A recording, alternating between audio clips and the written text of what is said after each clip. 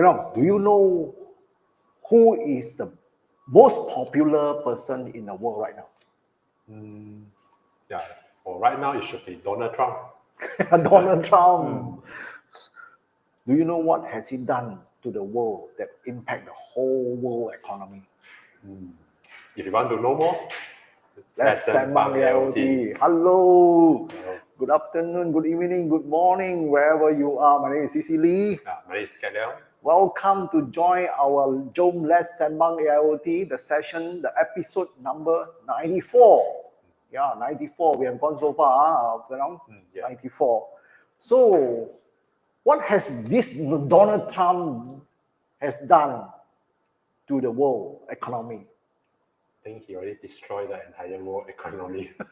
He disrupted the whole world economy by putting tariff to almost, I don't know how many countries, almost the whole world that is related, that is that is very funny and also disrupting. Disrupting. So welcome you back. Today we start a little bit late today, so because we have some meeting earlier on. So welcome to join our this Let's Sembang AIoT. In the Sembang AIoT, we talk technology, we talk AI, we talk IoT, we talk about some electronics, E&E, we talk more manufacturing, smart factory, and so on. So these are the things that we are keeping until now. So every 4 o'clock actually on Friday, every week we haven't missed, although 1 or 2 times that we missed during the festive season. That is where we are coming from. So thank you again. We want to start up with this Let's Sembang AIoT by talking about this tariff. What is this tariff? Do you know? What is this tariff? Actually, before the Donald Trump do this thing, I don't know what is tariff. Okay. Actually, there are many people don't understand. Now you know lah. It's a kind of import duty lah. Import duty, especially for, of course, when America apply or impose those tariffs to all the countries, relevant country, that is talking about their import duty that they are going to apply to it. For example, do you know Malaysia how much we got with this tariff or not? I think for now already reduced to 10%. Right? Actually, not yet. Oh, when was the news? I didn't know. Yesterday. Before that is 24 lah. 24. But already reduced. 24. All the country already reduced to 10%, except China. I thought they extend. They didn't say whether you reduce or not. That part we will find out later. That one keep changing one. Keep changing. That is how disrupting it is. Okay. So Malaysia, I think earlier on is 24%. 24%. So how has it? The first impression when this tariff is being applied, what is the initial thing that come into your mind? Our export got problem. When we want to export our goods to US, everything will become more expensive. It affect our export like. So again, same thing for me. And the first thing strike my mind is tariff 24%, meaning all the things that go to US is going to be more expensive to those people in US. So what happened is those people who the American who are buying these goods from Malaysia, let's say earlier on, let's say 0 or 10% or whatever, now become 24%. This is more expensive. Why more expensive? Is because the importer definitely they are going to impose those goods. They will transfer this kind of tax to the consumer. So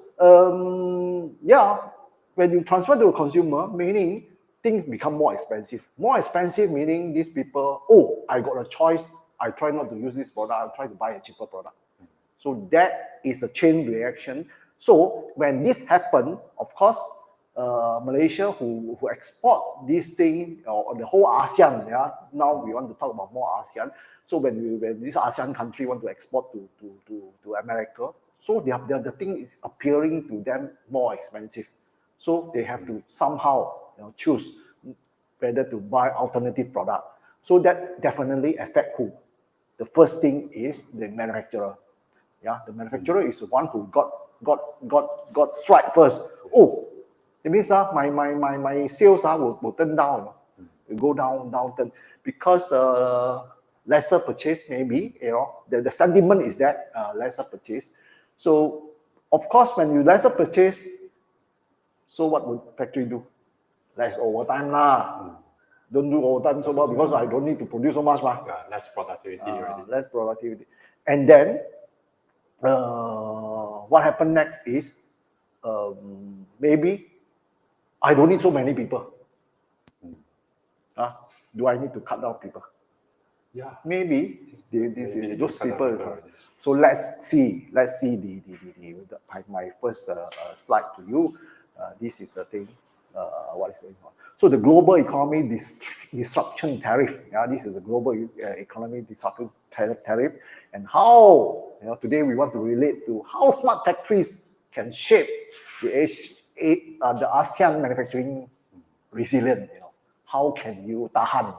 How can you tahan? So you see, Cambodia, or let's talk about ASEAN country. Cambodia, yeah. Cambodia earthquake is in Myanmar, not Cambodia. Cambodia 49%, the highest. But what I actually don't know what kind of goods that is being exported to America. 49%. And then I heard there is one country that also kena this kind of tariff, but nobody living on that piece of land. Only penguin living there. But also kena the tariff. That is the most funny part. So come to think of it, later on we will tell you, is this a real tariff or is it an April Fool? So we don't know. April Fool, of course, on the 1st of April, but this April is very special. This April, later on we discuss about that. Laos, 48%. Vietnam, I think to be not 46, but 42%. Yeah, maybe something wrong. Myanmar, 44%. Maybe you can correct it. This set of thing, maybe my typing mistake. Thailand, 36%. Indonesia, 32%. This one I did correct. Malaysia, 24%. Brunei, 24%. Philippines, 17%. Yes. Singapore, 10%. Definitely correct. So the lowest is Singapore.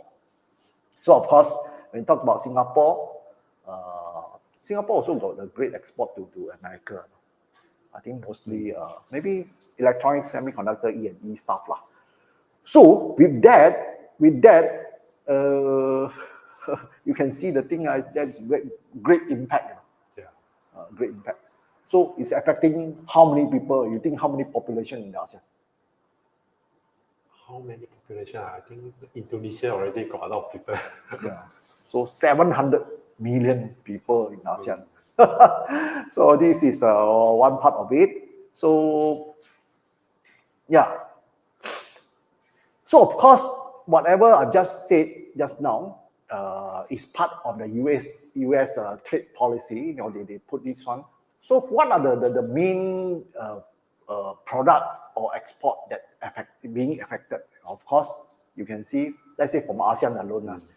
And not from ASEAN. This one is more generally world, or in the world, the whole world. E&E, electrical, electronics equipment, machinery, nuclear reactor, boiler, furniture. I think this one coming a lot from China. Vietnam, also Malaysia also have. Lighting, sign, prefabricated buildings product, toys, games. I think those sort of things come from China a lot. And sport equipment, plastic product, and then you say the whole world, who is getting the highest tariff? China. 125%. Before that, it's lower. After now the latest one is 140 something. Or today maybe 140. That's yesterday. Until yesterday is 125%. So maybe today, like say, it's over. So keep on changing like a share market. That's very funny, right? Yeah. So this is how disrupting it is. So let's move on to here. From here, why we have this thing, and then the top 5 most affected activities. Of course, global trade and supply chain will be affected very much. Less export thing, so supply chain definitely got affected. So manufacturing and industrial product, is one of them. Well, definitely it will be affected because I think US use a lot of this manufacturing and industrial product. Technology and electronic sector, especially the electronic component, where in the old days, there are a lot of this investment by Japanese, by US. These people also invested here. Then right now they want to export back to America. So that's affected. Technology and electronics, consumer goods. Yeah, there are plenty of them. Retail, agriculture. I think the food and agriculture is the most a crucial one because it affects. Because food, you cannot say you don't eat, right? Yeah. Machine, or you think you want to don't buy now, okay, doesn't matter lah. But food, you cannot say you don't want to eat first. This is a part. Okay, these are the top 5 I picked up from the thing, that most affected activities that covering the world.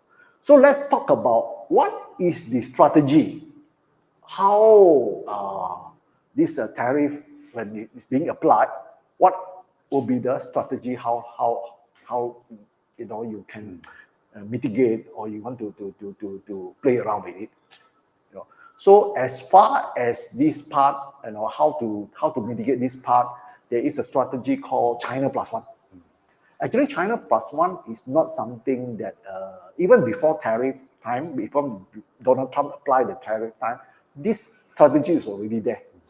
This is due to the geopolitical thing when they have these 2 big block of economy, big block of country, big size of economy country who are fighting, in the trade war, applying tariff to this thing. Initially, it already happened during the past 5 years. I think this thing has happened. So China Plus One, what is China Plus One? China plus one more country. China plus one more country, right? So the China Plus One is something to do with you don't rely everything on China, but plus one is plus who? Plus Malaysia, or plus Thailand, or plus Cambodia, or plus Indonesia, or plus Singapore, or plus who? Plus Vietnam, which now Vietnam is a very great exporter to America also. So these are the place China Plus One. I think most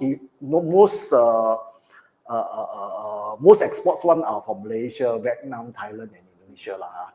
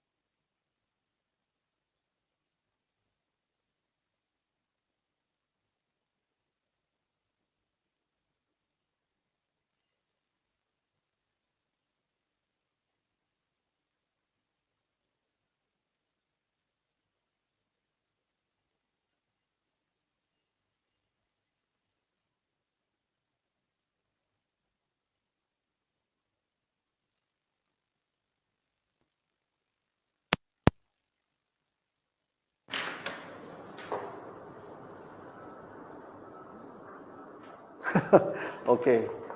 Sorry. Is it happen? Just happen?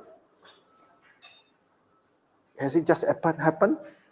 No, just now our this mic suddenly being silent. I don't know why. Is it you? Can you still hear me? I think now should be okay. By the way, you are tuning in to Sembang AIoT.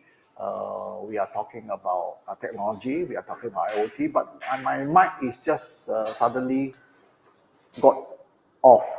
Okay, so maybe we can go back to about 5 minutes earlier than that. Before that, maybe you can't hear us just now. Very sorry about that.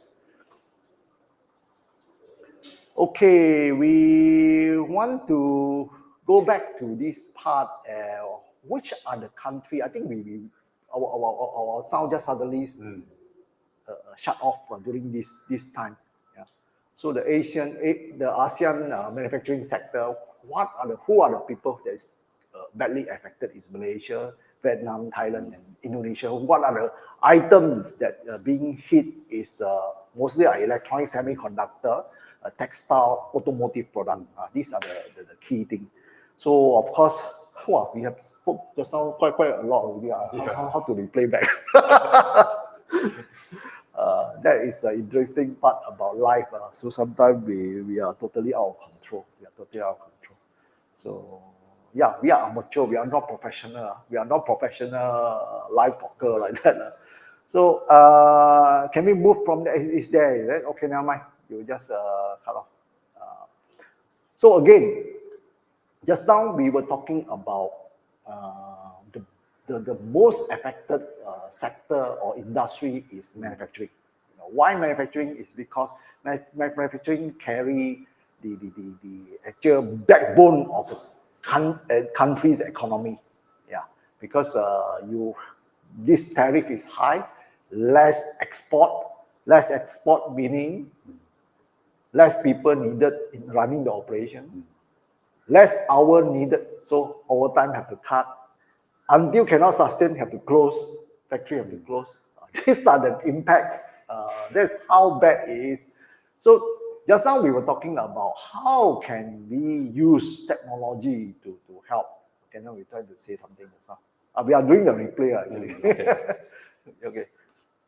Yeah, just now we say because whatever thing that people try to do is they want to reduce the cost. So you can use the IoT or AI to do this thing instead of you cut down your production line, you cut your manpower, or you close your factory. Yeah. So when this kind of tragedy, we call it tragedy, happen, tariff set like that, you cannot tell Donald Trump that, oh, hey, cannot be like that, you please, no, he say, you go back and eat medicine. No, they say, sick people must eat medicine. So I cannot do anything, So this is how, how sarcastic it is. Okay, doesn't matter. So just now we talk about what can you do, if let's say you are in the position. So for manufacturer, what you can do is, previously you're selling at $1, let's say for example, for this product, selling to US, the consumer receive it at $1, okay? So, but then now they have to buy with this 1.24, $1.24. So increase already, so they have to buy less or cannot rely on you, or maybe they have to find certain other alternative to replace your whatever thing that he or she is using. So what happened is, let's say as a manufacturer, what you can do is, can I absorb the thing? Can I absorb some of the profit margin that previously I have? Can you absorb? Usually, when before tariff, you run it you take for granted, you run it very loosely, not much efficient control, wastage also you don't control, so you basically you can't, you want to reduce, you can't. But then what happens if, let's say, you make use of technology like AI or IoT? That's what happened in, let's say, you want to build OEE system, you want to build a more efficient OEE system in your plant, so you can increase your efficiency. What else? Reduce your wastage, increase your quality output, yeah. So, and then optimize the energy usage or things like that, you know, plus some predictive thing that you can apply in order to reduce the unplanned downtime and so on. Maybe with that you can do it. You can reduce to 85 cents USD to these people. Add up, they sell also maybe 1.05. The impact is very less. 5% only increase. But you maintain your business, everybody is happy. Yeah. So can you do that? You think possible? Yeah, I think it's possible. Yeah, it's possible, right? So while we are talking to many of these manufacturers or some of our clients, we understand that actually they actually have rooms to play. You know, the only thing is, if no, just like what, you know? Just like if you are very hungry, but you have to tighten your belt, you know, in order to eat less. Actually you can, but you use technology, you don't need to do anything like that lah. Technology will do the work, but technology you need investment, or you know. Yeah.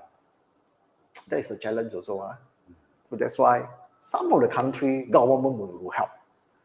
Government will help. Government will help what? Government will help to drive the initiative of implement the adoption of the technology in order for you to perform better. They didn't think that. They didn't even talk about. They didn't even think about, you know, oh, this tariff came by, you know, you have to do. Actually, before that, they ask you to improve, so that you actually, for you to increase the profitability, to increase your sustainability, that is actually for the purpose. But then, right now, really the tragedy comes. You know? So tariff come, what can you do? So if let's say they apply this technology until now, they can easily switch. They don't need to cut down people, correct? Correct. They can still run it. Never mind, for this period, we still can cope, because earlier on with the efficiency that we capture, we are able to run at that thing. We're still profitable. Can they do like that? Yeah, can do that. Yeah. So that is a very positive side of it. So sometimes not everything also you do look at the negative side. So there are positive side that keep you growing. That is the most important part. So talking about that, we have one of the kind of fully funded training program. Me and 𝐀𝐩𝐫𝐢𝐥 is doing some of the training to encourage the adoption. Maybe you want to show some of these things. Yeah, scan to know more. This is actually Rise Forward 2.0. Actually for SME, for SME. We can see more and more SME, because after COVID, there are some downturn, of course, but they are also rising demand, you know, the whole world, that require you to produce more. Yeah. So for that part, this kind of program is very important for SME, especially for upcoming SME who want to do more, want to expand. But how to expand? Of course, with the technology, you can expand more, but you need to know what are the areas that you can go into. Correct? Yeah. So this is where you can also get to know more. You know, me and 𝐀𝐩𝐫𝐢𝐥 is doing the 2 days and the 3 days AI and IoT training program that is more covering the manufacturing side on OEE and the 6 losses thing. How can you conquer the 6 losses? And how can you use AI predictive to do something? And how can you use computer vision to help to improve your quality, reduce wastage, and so on? These are the programs that we have for you. You know, let's say you are SME, or if your friend is running an SME, then this is a good thing that you can look into. So a part of this advertisement, just get this part away. Let's move on to, just now we talk about, under this difficult situation, or under this difficult, difficult time, how can you use technology to help? These are the areas that we try to we try to give you the idea, how to move on. So okay, so I think for Malaysia and who is a country already? I can't remember. Malaysia and Vietnam, I think, is a key exporter to the world, to this US. So this part actually carry a lot of this. By applying technology, actually you can save a lot of players like a manufacturer to stay more resilient in this kind of period. So but then what happened? So yesterday you say the 90 days is extended. So you suddenly you don't need to suddenly you are not applied. This tariff is not yours anymore. Suddenly become like that. Yeah. Now become 10%. Yeah. So it's kind of April Fool. It's kind of April Fool. Donald Trump purposely doing the April, because he's playing some games with you. They go, oh, you have to do this, but now you don't need. Actually, I play only. But China, you still maintain. China, you still maintain. So what is this, man? Crazy. Okay. So let's move on. Can we go a little bit more deeper into the manufacturing side? How can we see So of course, ASEAN manufacturing sector challenges and shift. So that's why just now we talk about government initiative. Just now we say, and during the difficult time, I think government play a very important role, especially for right now. I think Malaysia and Vietnam but of course there are some other countries as well So I'm just taking this Malaysia and Vietnam. I think we are somehow in this kind of time. So we it's most, I think, lastly most affected, especially on the semiconductor side. So government initiative is very important. But under the China plus one strategy, Malaysia and Vietnam also is quite a key locality that FDI is looking at, because Malaysia, we have is a kind of regional tech hub in this region. Some with a good government initiative, semiconductor strong growth in Malaysia is one of the key things.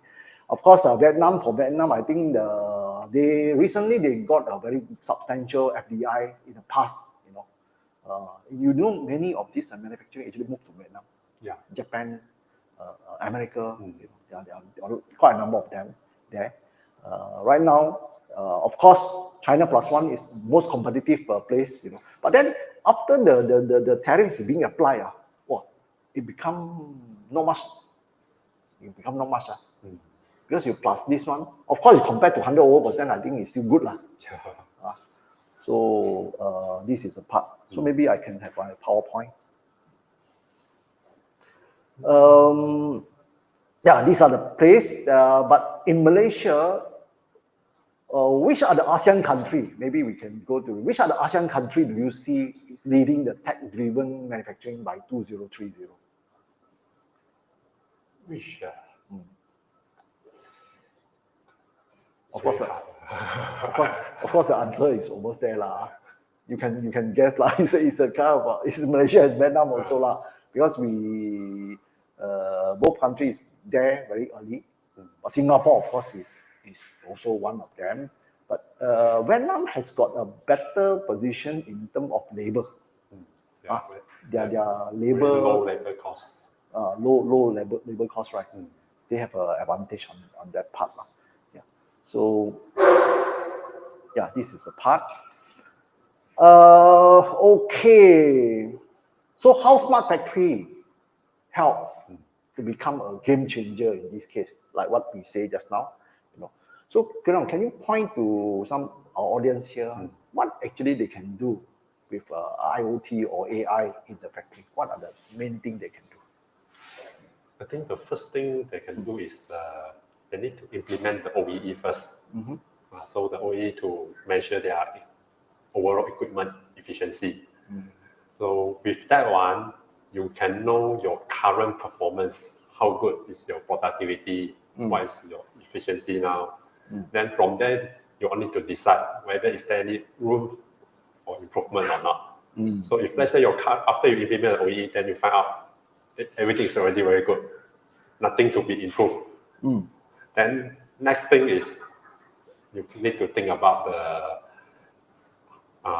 your marketing strategy already. How unique is your product? Did you able to do something that other people cannot do? Okay, this is something like maybe technology can help also like in both ways, but mainly for to have a smart factory. Normally, you require the integration of IoT, AI, robotics, data analytic, automation. Automation is mostly there already. Of course, the goal is you can do better efficiency, lower cost. With this predictive maintenance, you can get rid of this unplanned downtime that costs you a bomb sometime. These are the things that you can save, so that during the difficult time, you are still able to survive, or you are able to still stay profitability by reducing, by absorbing some of this tariff thing. You still can move very well. That is actually a sustainability lah. How sustainable? You need to use the technology to do that. So some tech use cases, of course, you can have forecasting, process optimization, better quality control with Gen AI. Can we do that? Yeah, Gen AI, I think you can see a lot of possible application in the future. Yeah, for IoT, real-time equipment monitoring, like what Chin said, OEE tracking, you can conquer the 6 losses with data. How can you improve, with the lean manufacturing kind of concept that you can keep on improving your efficiency and so on.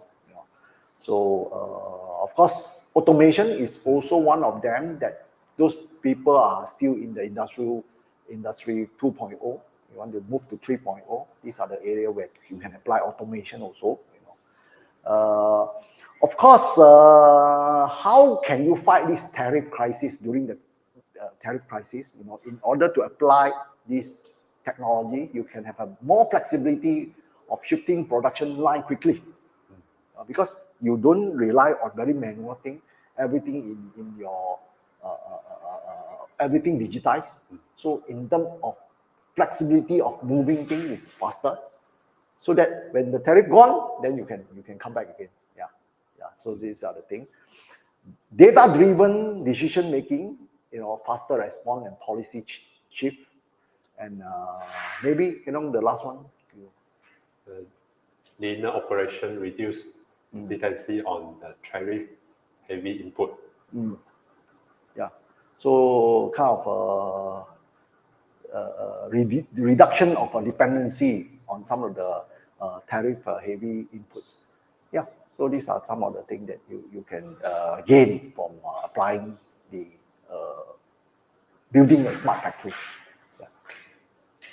So I think one very last thing is of course, we talk about strategy in the transformation, strategy transformation roadmap. What are the key strategy transformation roadmap for, let's say, ASEAN? So actually, ASEAN consists of 10 countries. How we can count? We have just now we said we have Cambodia, Laos, Vietnam, Myanmar. We have Thailand.